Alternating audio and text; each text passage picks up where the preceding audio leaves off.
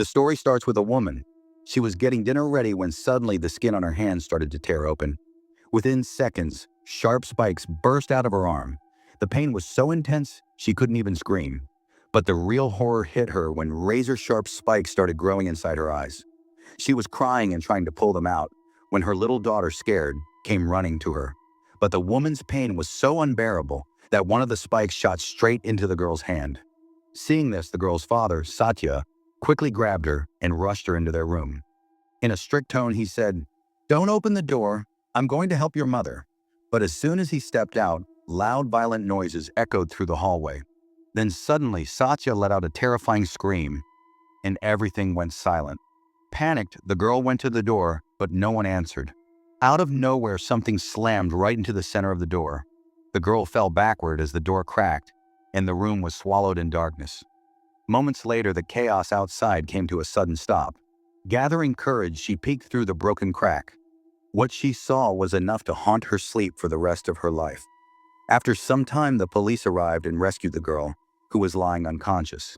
When she woke up and entered the living room, she saw her parents lying there, soaked in blood. She broke down in tears. At that moment, a woman in her 40s walked in. She said she was the girl's father's first wife. Seeing the crying child, she decided to take her home and raise her. 20 years later, the girl, now named Yulan, had grown up. But her life was nothing less than a prison. She had to do all the household chores, and on top of that, a woman named Laris, who called herself her stepsister, treated her like a servant. Laris's elderly mother stayed bedridden, and Yulan took care of her day and night. Deep inside, Yulan had already understood that she was kept in this house just so they could settle an old score. Because many years ago, Yulan's real mother had stolen Laris's husband's love. One night, Laris's son, Dean, brought out a spirit summoning board just for fun. As soon as he started chanting strange spells, the door of the room creaked open on its own. Dean freezes in fear, but it's only Yuli who comes inside, bringing medicine for his grandmother, Amber. The old woman's condition was already fragile. Right before dying, she whispered some extremely poisonous words into Yuli's ear, words so dark they could shake a person's soul. Moments later, she died in Laraz's arms. The next day, they held her funeral. The family was giving Amber their final kisses goodbye. But when Yuli leaned in, Amber suddenly opened her eyes. Yuli screamed in terror. The people there didn't understand what was happening. In anger, Laraz slapped Yuli and accused her of disrespecting his mother. Like all the abuse she had endured since childhood, Yuli stayed silent even now. She didn't argue with anyone. Days went by. Yuli started helping at the family's grocery store. One day, she noticed an employee trying to slip a customer's money into his own pocket. Yuli quickly snatched the cash away so she could give it to Laraz. But right then, Laraz arrived and instead accused Yuli of stealing. And it didn't stop there. She even insulted Yuli's mother and then started beating Yuli. Years of pain burst out at once. Yuli made up her mind. She wasn't going to take it anymore. Yano took her to a deserted mountainous area far away from town. There stood an old half-ruined monastery, and this was where Yuli's life was about to take a turn she could never come back from. Carrying all her pain in her heart, Yuli met with a shaman. In her hands were old photographs of Laraz's family. The moment the shaman looked at them, he said there was a very dangerous ritual that could fulfill her wish. But it carried a risk to her life. The ritual required a corpse that had not been dead for more than 40 days. And if the dead person belonged to the same family she wanted to curse, the effect would multiply several times over. Hearing that, Yuli asked Yano to help her dig up the grave of the old woman, Amber. At midnight, the two dug up her body and took it to an abandoned, rundown house. A little while later, the shaman arrived. He asked Yano to wait outside and took Yuli inside to begin the ritual. First, Yuli sacrificed a black rooster and collected its blood in a bowl. Then she poured the blood over a dried skull. After that, the shaman told her to crack a raw egg, then tied a piece of paper to a black thread. The names of that family's members were written on it. The two of them began chanting together. A few seconds later, the mouth of the dead woman's corpse slowly opened, and a long worm started crawling out. As soon as the paper reached near her mouth, the worm yanked it inside with force, and at that very moment, the ritual was complete. The shaman warned, "Now this ritual cannot be stopped no matter what. If you try to quit in the middle, the curse will turn against you, and no one will survive its backlash." Meanwhile, on the other side, Laras's daughter Tika was praying at night. She had no idea that a bluish mist, like a wandering spirit, had already entered their home. After a while, the family photo hanging on the wall suddenly fell and shattered on the floor. Tika went downstairs to check. Her foot stepped on the broken glass on the stairs, making her scream in pain. She was just about to clean the wound when she heard a strange sound coming from her grandmother Amber's room. She went inside and saw that Amber's bed was completely empty. As she turned around, the water bowl kept on the bed and suddenly crashed to the floor. Curious, she bent down to pick it up, and something so terrifying appeared right in front of her that she stumbled back in fear. Panicked, Tika ran into Yuli and told her everything. Yuli tried to calm her down and said, "You're just tired. It's all in your head. Go to sleep." But the moment Tika left, a cold, dangerous smile appeared on Yuli's face. It was clear now, the ritual had started showing its effect. The next morning, Tika told her mom about everything. She said the photo couldn't have fallen on its own. Fear had already settled in her heart. Then Dean said maybe their grandma's spirit was wandering nearby, because last night when he was playing with the Ouija board, someone was answering his questions.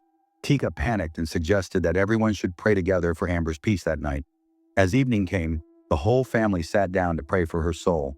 But Tika kept staring at that same broken picture frame on the wall. Her breathing grew heavy, like something was pulling her in. Suddenly, a horrifying vision appeared right in front of her. She was about to scream when it vanished. Just a hallucination, but the fear is still clearly reflected in her eyes. She grabbed her mother's arm and held on tight. Meanwhile, Dean was alone in his room playing with the board. He asked, "Grandma, if you're here, please give me a sign." And shockingly, the board started to move on its own. With every letter, his heart pounded faster. On the other hand, Yuli was taking the next step in her dark ritual. She tightly tied Dean's name to a thread and slowly pushed it inside that rotten corpse. At that very moment, words started forming on Dean's board nonstop. When he put all the letters together, the message he saw made his breath stop. Suddenly, a tiny bug crawled inside his ear. The next second, his head felt like it was exploding. He screamed in pain. Down in the hall, the prayer was over when Tika heard the screams coming from upstairs. She ran and banged on her brother's door. But inside, Dean seemed completely controlled by some other force. He slowly picked up the board lying on the floor and then began smashing it against his own head with full strength. Tika broke the door open, and the next moment a spray of blood hit her in the face. Dean's screams had stopped. By the time their parents arrived, everything was over. Yona was standing at the door, fully aware of who was responsible, but he decided to stay silent. Sometime later, once the funeral was over, Yono pulled Yuli aside. Angry, he said, "What was the child's fault? He was your own blood. Why so much hatred?" But Yuli had crossed all limits of madness. She threatened him. "You're equally responsible in this. I won't let myself be left alone." Yono had no words left. He finally understood. Goodness doesn't work everywhere. Tika was shattered by Dean's death. Crying, she went to her teacher and told her that something evil was coming for their family. Her teacher told her, "Don't skip the night prayers. Pray with a true heart." Tika returned home and did exactly that with full faith. The next morning, chaos erupted at home. Lars and her husband Rudy got into a heated argument. Their son's death was destroying them both. But Lars wanted to go out to manage the shop. Rudy was upset, but as the son-in-law, decisions were not his to make. They both left for the shop. Standing nearby, Yuli watched everything and smiled. Some items accidentally fell in the store, and Lars took her anger out on Rudy. Yuli immediately took advantage of the situation. She went to Rudy, bandaged a small cut on his hand, and sweetly said that she would take care of the rest of the mess herself. As soon as Rudy left, Yuli purposely dropped a few bottles so Lars would get angry again. When Lars came back, she scolded Yuli, and Rudy stepped in to defend her. The husband and wife started arguing loudly while Yuli, standing behind them, smiled even wider. That night, Yuli found Rudy alone and began to take advantage of him. Drowning in his stress and sorrow, Rudy gave in, and they ended up in his room. But once it was over, Rudy immediately felt guilty. He rushed out of the room and bumped into Tika, who was standing at the door. When she saw Yuli there, she was stunned. Rudy folded his hands and begged her, "Please don't say anything. I'll tell her everything. Just not right now." Later that night, Julie quietly slipped out again. She tied Rudy's name onto a new thread and buried it inside that rotting corpse. At the same time, the teacher was praying in his room.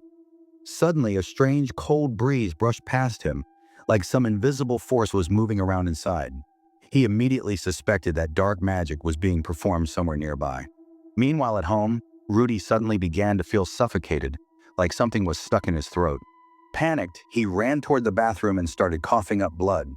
Then a horrifying worm hissed as it crawled into his eye and burrowed under his skin. Within seconds, the worm pulled his eyeball out and threw it away. Hearing the noise, Laris rushed inside screaming, but by then Rudy had already taken his last breath. The entire family came together for his funeral. But during the prayers, Tika was suddenly pulled into some unknown dark dimension, completely filled with fear. When she opened her eyes again, she was back home, only to see something so terrifying that she screamed loudly enough for the teacher to come running. He asked what happened, but Tika was in such shock she couldn't speak. Laris took her back to her room, where Tika clearly said, "Mom, someone is doing black magic on us." But Laris still believed it was just an unfortunate accident. The next day, Laris stared at an old family photo hanging on the wall. 5 members once, and now only she and Tika are left. Just then, Yuli's room door opened on its own. When Laris walked inside, she found Rudy's jacket hanging there. That was enough for her to understand what was going on. At the same moment, Yuli also came into the room. Laris, furious, was about to slap her. But for the first time ever, Yuli grabbed her hand and slapped her instead. Laris was stunned. Yuli, who had obeyed every command for years, was now standing against her. And on top of that, getting close to her husband. A violent fight broke out between the two women, and in the end, Laris kicked Yuli out of the house. Later that night, while walking down the road, Yuli saw Yono talking to Tika. She immediately suspected that Yono must have spoken badly about her. As soon as Tika left, Yuli rushed toward him and started questioning him. But Yono insisted he hadn't said anything. Yuli, burning with revenge, wasn't going to believe him. She wrote Yono's name on a piece of paper and used her dark magic again, placing it inside a corpse to activate the curse. Meanwhile, Yono had just finished work and was closing his shop. He pulled down the shutter, locked it, and was about to leave when the shutter lifted up by itself. He pulled it down again, making sure the lock was secure, but once again it opened on its own.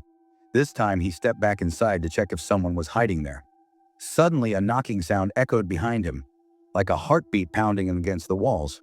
Terrified, he slowly moved toward the sound. The real horror was just beginning. Yono's face twisted in unbearable pain. Crawling, he tried desperately to escape outside, but the shutter wouldn't budge. After a long struggle, only a thin opening appeared. He lay flat and began sliding through the gap. His head was just about to come out when the shutter suddenly crashed down. The next morning, Laris arrived at the shop and saw a crowd gathered outside. Pushing through, she saw Yono's body, dead in the most horrific way. Shocked, Laris collapsed to the ground. But right beside her, Yuli didn't show even a trace of fear. With the same chilling expression, she wrote Laris's name on another piece of paper, wrapped it like a spell, and placed it into another corpse, starting her next curse. Back home, Tika was crying as she looked at an old family photo. Suddenly, insects began falling into the picture. She looked up. The ceiling was rotten, and the next moment, a huge piece of it broke off and crashed down. She barely managed to jump away in time. Suddenly, the lights went out. Tika quickly grabbed a flashlight and, trembling with fear, walked toward her mom's room. When she got there, everything was a mess. Even the bed looked like it had been torn apart. She pointed the flashlight underneath, and a hand suddenly popped out. Terrified, Tika started reciting prayers, but they didn't work. Panicking, she ran to her room, hid inside her closet, and called Shaman for help.